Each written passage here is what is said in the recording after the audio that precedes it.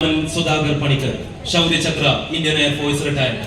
കൊച്ചി എളമക്കര പള്ളിയോട്ടുപുരയ്ക്കൽ പരേതനായ Shri M R പണിക്കരുടെയും ശ്രീമതി അമ്മിണി പണിക്കരുടെയും മകനായി ജനിച്ച പുല്ലുവള്ളിയിൽ രാമൻ സുധാകരൻ പണിക്കർ 1980 ഒക്ടോബർ 16 ഇന്ത്യൻ വ്യോമസേനയിൽ ജോലിയിൽ പ്രവേശിക്കുകയും തുടർന്നുള്ള 39 വർഷം രാജ്യത്തുടനീളം നിരവധി വ്യോമസേന സ്റ്റേഷനുകളിൽ സേവനമനുഷ്ഠിച്ച ശേഷം 2019 ഡിസംബർ 31 ജോലിയിൽ നിന്നും വിരമിച്ചു.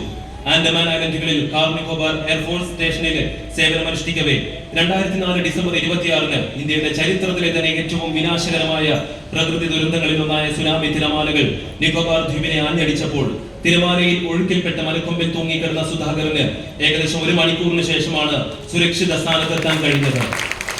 അസാധാരണമായ മാനസിക ധൈര്യം കൈവരിച്ച അദ്ദേഹം ഉടൻ തന്നെ രക്ഷാപ്രവർത്തനങ്ങൾക്ക് മുന്നിട്ടിറങ്ങി. തുടർന്നുള്ള ദിവസങ്ങളിൽ മരിച്ചവരുടെ മൃതദേഹങ്ങൾ വീണ്ടെടുക്കുക, തിരിച്ചറിയുക, രേഖകൾ തയ്യാറാക്കുക, സംസ്കരിക്കുക തുടങ്ങിയ പ്രയാസകരവും വൈകാരികവുമായ കർത്തവ്യങ്ങൾ നിർവഹിച്ചു. അദ്ദേഹത്തിന്റെ ശ്രദ്ധേയമായ ധീരത, അസാധാരണ കർത്തവ്യശക്തി, നിസ്വാർത്ഥ സേവനം എന്നിവ കണക്കിലെടുത്ത് രാജ്യം അദ്ദേഹത്തിന് ധീരതയ്ക്ക് ശൗര്യചക്ര നൽകി ആദരിച്ചു. നമുക്ക് ആദരിക്കാം group captain Pulluvalliyil Raman Sudhakaran Panicker, Shaurya Chakra, Indian Air Force retired. അദ്ദേഹത്തെ പൊന്നാടി അണിയിക്കുന്നതിന് വേണ്ടി സുഹൃതം ഭാഗവത യജ്ഞസമിതിയുടെ നാരീശക്തി ശ്രീമതി രേണുക ടി കെ അവരുടെ നിറഞ്ഞ സ്നേഹത്തോടെ ക്ഷണിക്കുന്നു.